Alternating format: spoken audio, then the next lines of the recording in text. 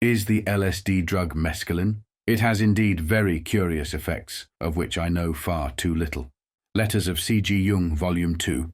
Though Dr. Carl Jung publicly voiced deep reservations, he couldn't turn away from the spiritual wildfire spreading through the culture. Psychedelics were cracking open the modern mind, and as Aldous Huxley's Doors of Perception, his book describing a mescaline trip as a glimpse into mystical truth, echoed across the world. Even Jung watched the fire begin to consume the modern soul.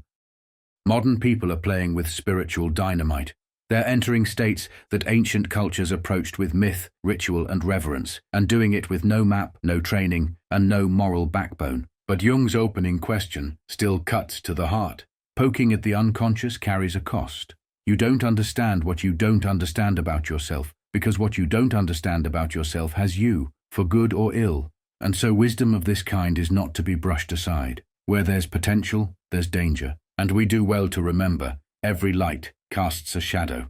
So, why does this matter?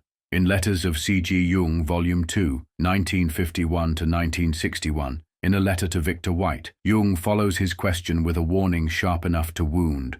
The collective unconscious, a deep layer of the psyche that holds universal symbols shared by all humanity, is not something to be trifled with.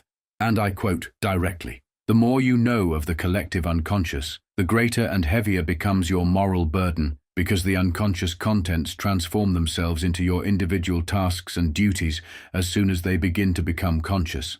Do you want to increase loneliness and misunderstanding? Do you want to find more and more complications and increasing responsibilities? You get enough of it." With this, I end the quote. Dr. Jung reminds us, the unconscious does not hand out miracles, it initiates. What it gives in light, it demands back in weight. To receive its treasures is to be marked, changed, and tasked with carrying what your soul wasn't yet prepared to hold. He continues in a letter to Victor White, and I quote, "There are some poor impoverished creatures, perhaps, for whom mescaline would be a heaven-sent gift without a counterpoison, but I am profoundly mistrustful of the pure gifts of the gods. You pay very dearly for them." End quote. And then, Jung paints a glimpse of what lies just beyond the veil. I'm quoting directly. "If I once could say that I had done everything I know I had to do, then perhaps I should realize a legitimate need to take mescaline. But if I should take it now, I would not be sure at all that I had not taken it out of idle curiosity.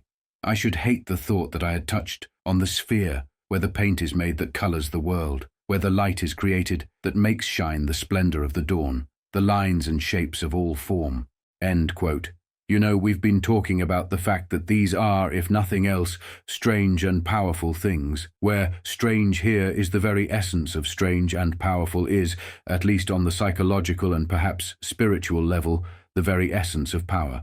And the question then becomes, if you have such experiences that you can't quite put into words but feel somehow filled with a sense of meaning, how do you integrate them into your life? What should you orient toward?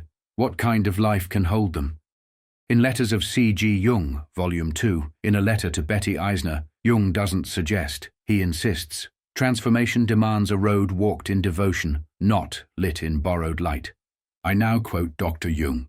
"It is not a moral and mental acquisition. It is the eternally primitive man having experience of his ghostland, but it is not an achievement of your cultural development." End quote. He does not mince words. What Carl Jung means is that unearned visions, no matter how dazzling, do not liberate, they regress. Jung continues with a letter to Betty Eisner.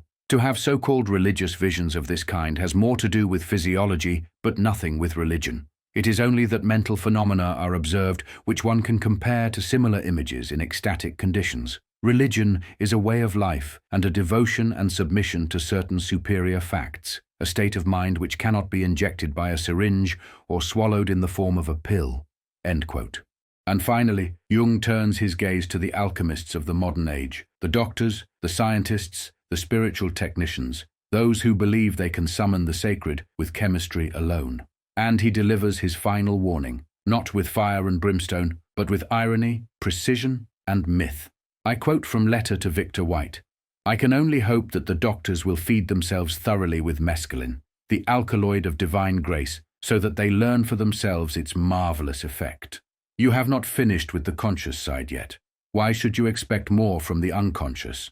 Da ich rief die Geister, werd ich nun nicht los." which translates to, "The spirits that I called I cannot get rid of now." End quote. In Dr. Jung's quote of Goethe's The Sorcerer's Apprentice, he is warning us, once you awaken these psychic forces, they may not leave. Once you unleash them, whether through a spell or a psychedelic, you may find they no longer answer to you.